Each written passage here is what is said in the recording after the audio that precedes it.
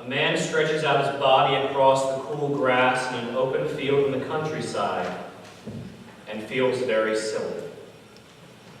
He's been camping out there, well, minus the tent, minus the campfire, minus anything really, for 7 days now, living outside in the field.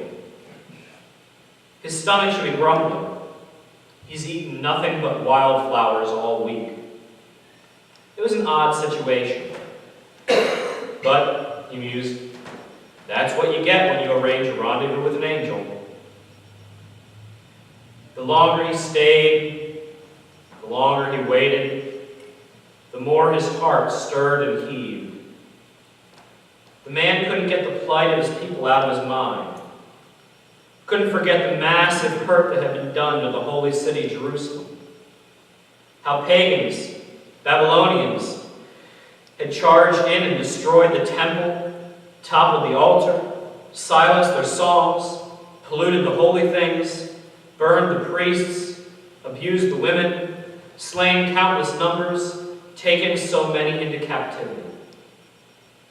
In the field, Ezra wrestled with the glory of the law, the justice of God, and the deadly fate of Jerusalem. He sat up and he bowed his head in prayer. Lifting up his eyes again after amen, he saw he wasn't alone anymore. Turning to his right, he saw a woman standing there in the open. Her cheeks were streaked with tears, clothes tattered and torn, forehead smeared with ash, hair all a mess. And she broke down crying. Putting his theological conundrums from his mind, Ezra asked her why she'd come out there, what was wrong, what was hurting. He wanted to know what he could do. And the woman sobbed him her story. She said she'd been married for a long time. But for the first 30 years, there was a problem. She couldn't have children. She waited every day to find herself a child, but nothing happened. So every day she prayed, hour by hour, she hammered heaven's doors with her cries. And then, 30 years after I do, came, it's a boy. Her one and only son, a gift from God above. She raised her little baby with all the care pent up for decades, and that amounted to a lot of love. She changed him and birthed him, took him by the hand and taught him, fed him, loved him, watched him grow into a man. She arranged his wedding to just the loveliest girl. It was the proudest day of her life. And then, there in the wedding chamber, he collapsed, and he was no more. The loss, the grief, the pain only a bereaved mother can know, it just wrecked her. And so, she told Ezra, she was now withdrawing to this lonely field to waste away. Ezra begged her not to starve herself, pleaded with her to go back home and take up life again. And then, when he'd said his piece, there was a flash of light. Before his eyes, he didn't see a woman anymore, nor did he see a wide open field around him. Instead, where the woman had stood, now stood before him the gates of a vast city. Ezra was perplexed. When his angel finally arrived, the angel explained, see, the woman Ezra had met in the field was Mother Jerusalem, empty of life for so long till the temple was built in Solomon's day and the feasts and sacrifices began. She tended the children dwelling within her, around her, until the judgment fell, and on that day Jerusalem had become the grieving mother. And so closed the vision. That's a scene from a story. The story is told in a popular Jewish book written a few years after Revelation. We call it 4th Ezra, the book of 4th Ezra. In the first century, the temple and city had been laid waste again by the Romans, so some author wanted to comment by writing 7 visions supposedly seen by Ezra in the wake of the first destruction of Jerusalem by Babylonians. And this was the middle vision, the 4th of 7, his glimpse of Mother Jerusalem. Mother Jerusalem. Mother Jerusalem. That notion didn't pop up out of just nowhere. The Old Testament sometimes described Jerusalem or Zion as being a mother. The psalmist sang, "Let the children of Zion rejoice in their King." Joel urged the children of Zion to sing and rejoice. Isaiah heard God say to Jerusalem, nations would bring your sons in their arms, and your daughters shall be carried on their shoulders. I will save your children. Isaiah spoke of Jerusalem and all the sons she has borne, all the sons she has brought up. The prophet sang, as soon as Zion was in labor, she brought forth her children. A later prophet in the midst of the destruction lamented the death of the precious sons of Zion, and one psalm in its Greek translation imagined people saying outright, Zion is my mother. So it's no surprise later Jewish traditions took up the same theme. Jesus himself addressed the city's women as daughters of Jerusalem.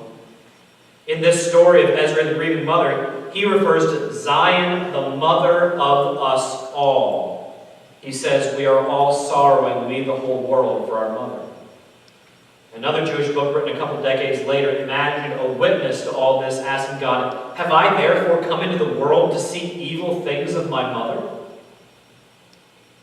Mother, Zion.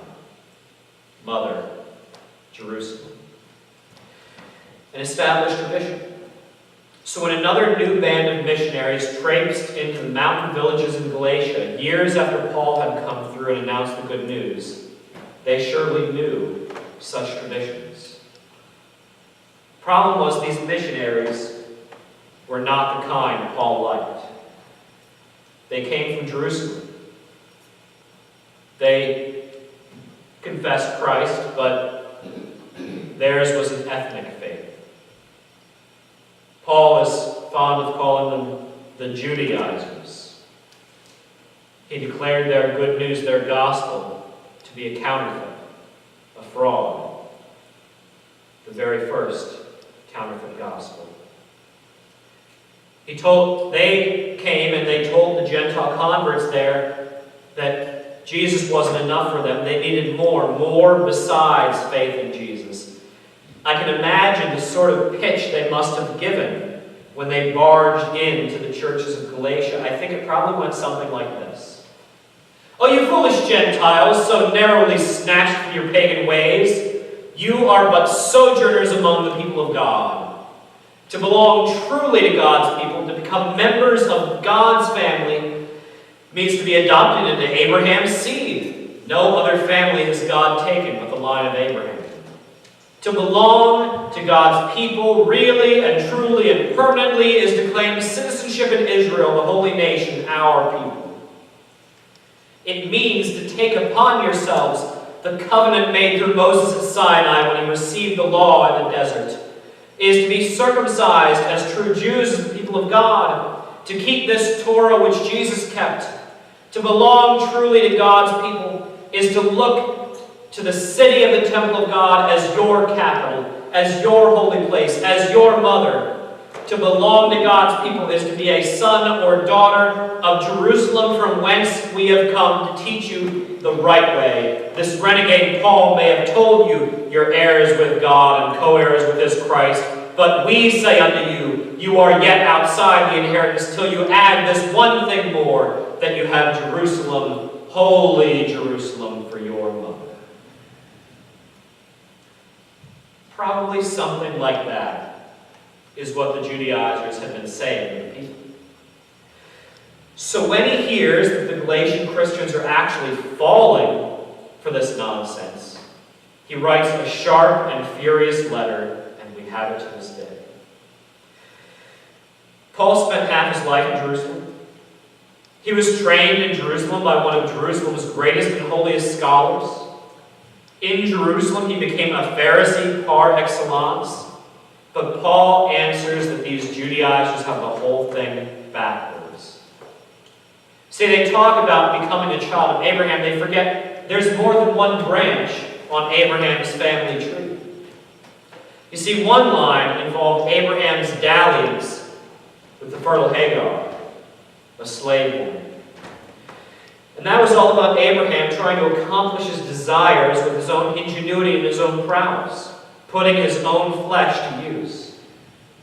When that happened, Abraham was thinking he could help God along by adding his own efforts. And the fruit was Ishmael, who moved to the deserts of Arabia and inherited nothing.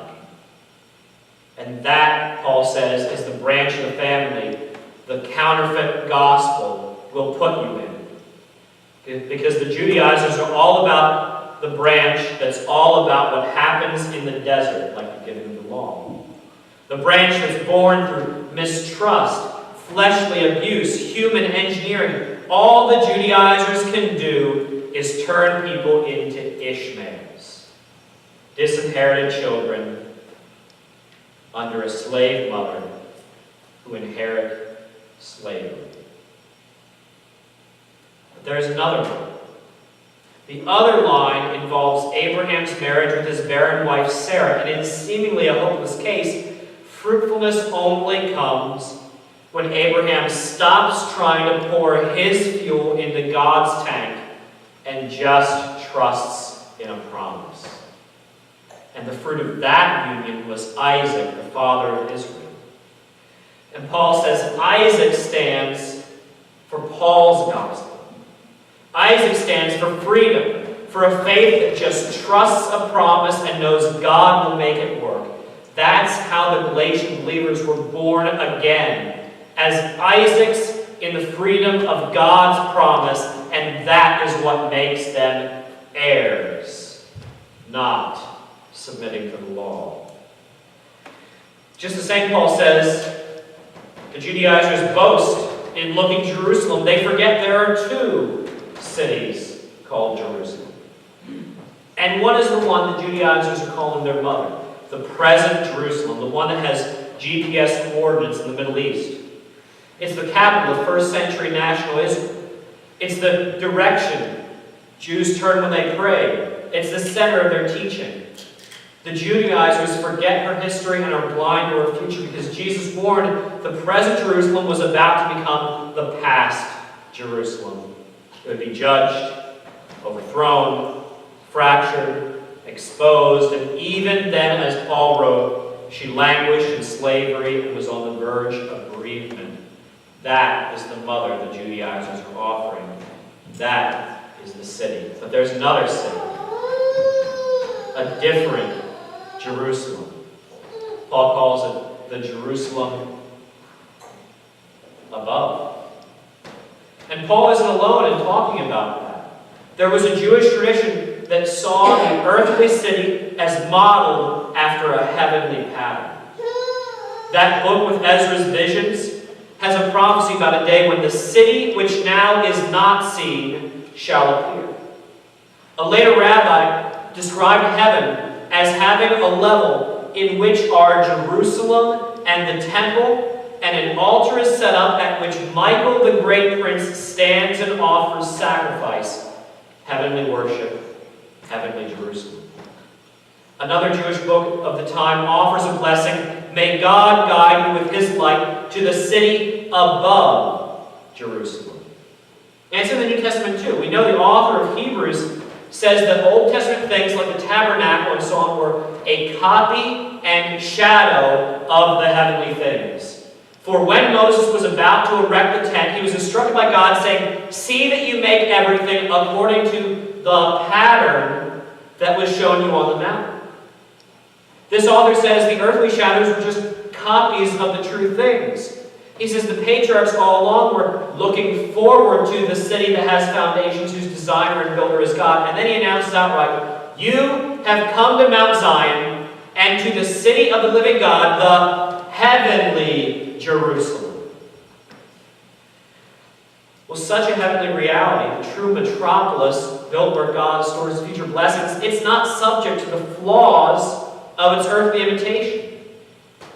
The Jerusalem above, she is not under oppression. She is not rendered obsolete by the march of salvation history. She is where the arrow is flying.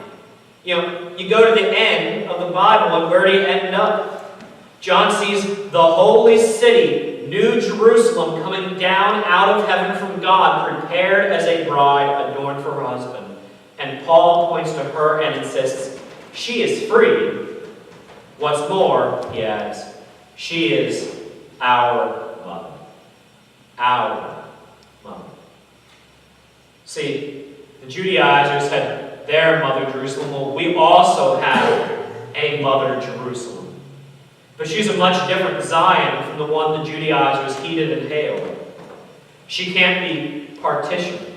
She can't be conquered. For all her seeming earthly irrelevance to the Judaizers' eyes, Paul promises the children of the desolate one will be more than those of the one who has a husband. The sons and daughters who call heavenly Jerusalem mother will suddenly outstrip those who look to an earthbound city that rises and falls with the vicissitudes of history. Okay, that's a lot. What is she, though? This mother Paul tells us about. What is this heavenly reality standing behind Paul's words? Can we peek behind the shadows and the hints?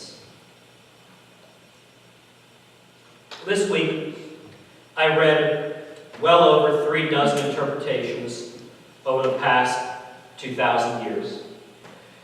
The earliest Christians don't say much that's clear about it. One of John's disciples suggests she's the Christian faith itself. His disciple stresses she's the model for the earthly city. But as Christians started working systematically through whole books of the Bible, a different idea started to take form. The realization, the notion that when Paul speaks of Jerusalem above, he's talking about the church. See, in the 3rd century, Cyprian of Carthage started circulating a saying, a person can't have God for his father if that person doesn't have the church for his mother.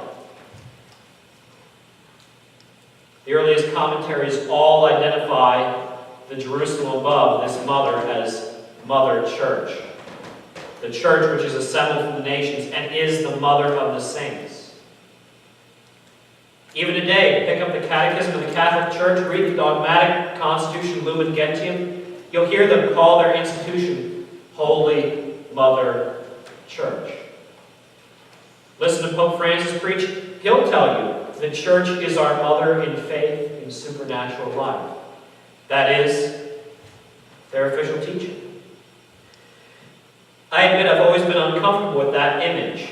Mother Church. It seems strange to me. It seems like it can't fit. I've seen it abused to reinforce the power and authority of the Pope and the Magisterium. I've seen this phrase abused to badger Christians like us who don't buy Rome's claims. So in the heat of the Reformation 500 years ago, I would have expected the Reformers to run away as fast as they could from that understanding of Paul. I was astonished this week to find out how wrong I was. Came as a big surprise to me. Maybe it's a surprise to you. Martin Luther said outright, the heavenly Jerusalem above is the church. Jerusalem, our free mother, is the church, the bride of Christ who gives birth to us all, who teaches us, cherishes us, and carries us in her womb, her bosom, her arms. Then John Calvin saw it the same way. John Calvin said, with this church we deny we have any disagreement. Nay, rather, as we revere her as our mother, so we desire to remain in her bosom. There is no other way of entrance into life unless we are conceived by her, born of her, nourished at her breast, and continually preserved under her care. Outside her bosom, there can be no hope of remission of sins or any salvation. Anyone who refuses to be a child of the church desires in vain to have God for his father. That wasn't the Pope writing it. That was John Calvin. From the 16th to the 19th century, I found almost perfect unanimity among the heirs of the Protestant Reformation, so I guess I have to get over my discomfort. That happens sometimes. So do the rest of us. It's no stretch to somehow identify the Jerusalem above somehow with the church. After all, an angel showed John the heaven-sent New Jerusalem as the bride, the wife of the Lamb. Paul says the mystery of marriage points to Christ and the church. So let's bite the bullet. Let's call the church our mother. Luther agreed, Calvin agreed, Paul wrote it. The church conceives us. For our Father makes her pregnant with imperishable seed, which is the living and abiding Word of God. Peter wrote that. The church gives birth to us. The prophet Isaiah spoke of Zion being in labor and bringing forth children. Jesus said, unless one is born of water and the Spirit, he cannot enter the kingdom of God. Paul calls that birth the washing of regeneration and renewal of the Holy Spirit. The church gives birth to us. And then the church nurses and feeds us. The prophet calls us to rejoice with Jerusalem and be glad for her, all you who love her, that you may nurse and be satisfied from her consoling breast, that you may drink deeply with delight from her glorious abundance. Peter takes that up and writes, like newborn infants, you must long for the pure spiritual milk, that by it you may grow up into salvation. And that milk, Paul and Apollos both tell us, involves the basic teachings of the gospel. The church conceives us, gives birth to us, nurses us, feeds us. Then, after moving us from milk to solid food, the church lovingly disciplines and disciples us, aiming to train and raise us up from childhood into mature manhood, the measure of the stature of the fullness of Christ. Paul wrote that. That sounds a whole lot like a mother. And that, in the Bible, is the church. So if the church is our mother, what do we owe her? On a day like today, you know, it's Mother's Day, we come to grips with what we each owe our own individual earthly mothers. For those of you who are mothers, your children know what they owe you, at least they should, and I hope they show you today. All of that is why we celebrate today. What does a mother deserve? Well, I can see at least 5 things. First of all, a mother deserves gratitude. Any good mother, any decent mother has contributed to her children's lives in profound ways, hasn't she? She not infrequently went through labor and pain to give birth to them. She held them close at their most vulnerable. She nursed them from her own substance.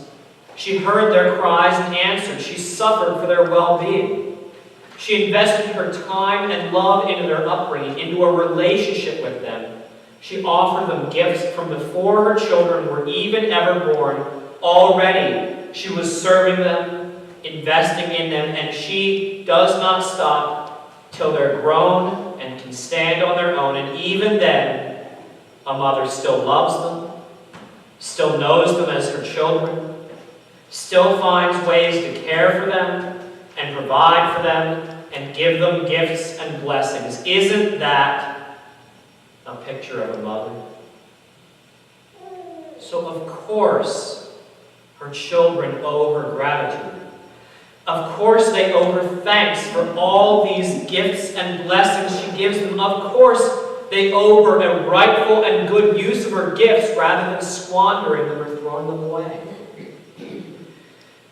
Well then, if the church is our mother, doesn't that mean we owe her gratitude? St. Augustine extolled the womb of Mother Church. See how she groans and is in travail to bring you forth and guide you on in light of faith. Shouldn't we be grateful to Mother Church for that? Shouldn't we be grateful for all the milk she nursed us with? All the solid food the church fed us with? All the love and care that the church, considered in heavenly perfection, offered us and offers us still as we hopefully grow up well? But how often we complain and grumble against her. How often we think of her and talk of her as expendable or even a detriment and a hindrance. But as the church gives us gifts week in and week out, bankrolled by our Father's abundance, don't we owe it to her to have an attitude of gratitude and to put those gifts to good use? As you thank your earthly mothers today, even if those earthly mothers now call heaven home, are you also thankful toward the mother called Jerusalem above? Well, there's another thing. Second, a mother deserves her child's time and presence, doesn't she? On Mother's Day, if it's at all possible, we want to spend time with our mothers. I know I'm eager for lunch with mine later on. I want to be present with her today, spend time with her, cultivate a relationship with her, not just today on a special holiday. I want to spend time with her every week while I can. As my mother, she deserves no less than that expression of love. A child owes a mother not to neglect her, not to stand her up, but to show her value through time spent with her. A precious opportunity we should recognize while we can. Isn't that right? Well then, if the church is our mother, doesn't that mean we owe her our time and presence? Doesn't that mean that when she expects to see us, when she expects to get together with us, we ought to be there? Doesn't it mean we should want to cultivate a relationship with her, to be with her more often? Yet how often we seem to find the flimsiest excuses to neglect our mother, the church. How often we neglect her. How often we avoid her. What a son would it be who on Mother's Day didn't give his mother the time of day? What a daughter it would be who the rest of the year treated her mother as an outsider. Today, the rest of the year, does your mother, the church, have reason to complain? You never write. You never call. You never visit. Your mother loves you. Won't you think of your mother and spend time with the church this year? Today is Mother's Day. I got my mom a little modest little something. I'm sure she's eager to find out just what it is. Other people I know also went shopping to find gifts for their mothers. If your mother is still on earth with you, I hope you did too. That's what dutiful children do. That's what grateful children do. We give Mother's Day gifts, birthday gifts, Christmas gifts to our mothers. We do favors for our moms. Yesterday morning, my mom asked if I could stop by today and maybe help her move a couple pieces of furniture inside. I made time to do it yesterday afternoon. As needs arise, we care for our mothers' needs. We provide for them, knowing how many years they provided so drastically for us. Isn't that how we should treat our mothers? Mothers, isn't that how you love to be treated? Well, if the church is our mother, doesn't she deserve the same? Doesn't she deserve our gifts, our provisions, our tangible expressions of love and filial care? Doesn't she deserve our favors, especially when she asks for something so simple and so within our power? And yet how much readier we are to hold back our wallets in getting gifts for our mother, the church, than we ever would think of being on Mother's Day when it comes to our earthly mothers. Isn't that the sad truth?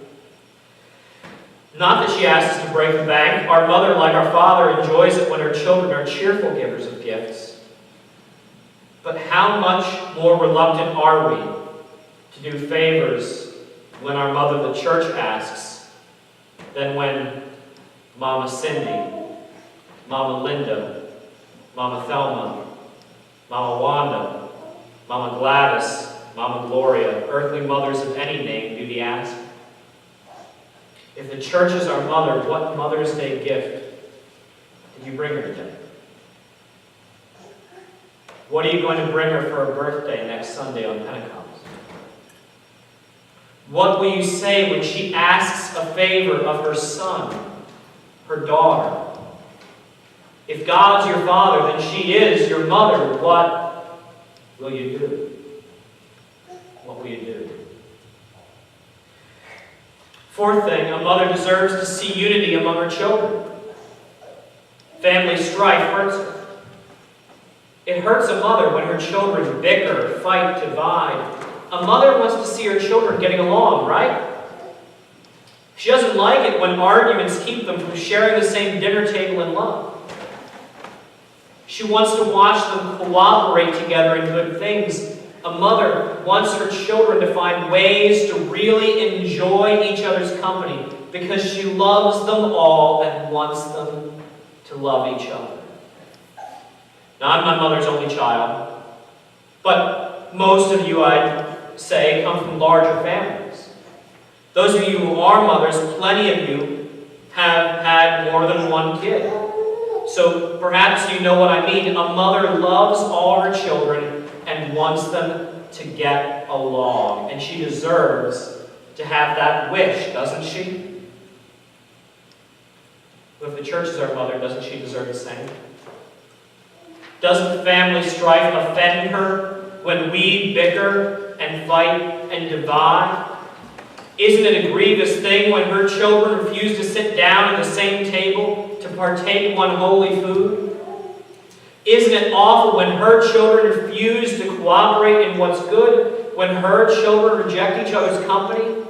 Isn't that an offense against her love when we ignore her pleas? Please, please stop fighting. Why are we so insistent on turning her other kids away? Why do we keep up the argument when she asks us to drop it, to embrace in forgiveness, to let the estrangement and the hurt feelings melt away into family unity? Isn't that what the mother of God's heirs deserves? In addition to one more thing. Fifth, a mother deserves for her motherhood to be celebrated. Ain't that what today's all about? On Mother's Day, we celebrate our mother's motherhood. And just the fact that she's a mother, just the fact that she's your mother, would be enough cause to celebrate her today. But for those of you from larger families, those of you who weren't last to come, do any of you remember what it was like when your mom had another child? When your mother has the joy of entering motherhood all over again, bringing another child to life, doesn't she want to celebrate? And wouldn't it make her glad if her older children, already born, got caught up in her celebration and excitement with her over her continued fertility? Well, the church is our mother. And Paul quoted the prophet's song, "Rejoice, O barren one who does not bear. Break forth and cry aloud, you who aren't in labor, for the children of the desolate one will be more than those of the one who has a husband." Our mother above, our mother Jerusalem, our holy mother church is more fertile than we can imagine. She is adding children to her family all the time. Our mother's got motherhood like none other.